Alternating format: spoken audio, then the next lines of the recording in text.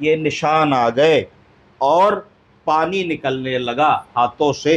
ये क्या है, इस बारे में आज हम चर्चा करेंगे। ये कॉमन प्रॉब्लम उन बुजुर्गों की है जो काफ़ी एडवांस्ड स्टेजेस के हैं और किसी ऐसी बीमारी से ग्रसित हैं कि वो बेड रिडन हैं और खान पान प्रायः ऐसे मरीजों में कम हो गया है किसी कारण से, या वो नाक की नली से भोजन लेते हैं।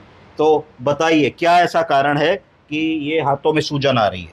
एल्बुमिन की कमी से भी हो सकता है सर। एल्ब्यूमिन की कमी से हो सकता है। तो मैडम का ये बताना है कि ये न्यूट्रिशनल डेफिशिएंसी के कारण ऐसा हो रहा है। न्यूट्रिशनल डेफिशिएंसी को कैसे नाप सकते हैं हम लोग हीमोग्लोबिन चेक कर सकते हैं, देख सकते हैं 11 से कम है तो उसको कम मानेंगे।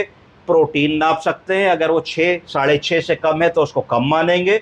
सीरम एल्बुमिन नाप सकते हैं, अगर वो 4 4.5 से कम है तो उसको कम मानेंगे।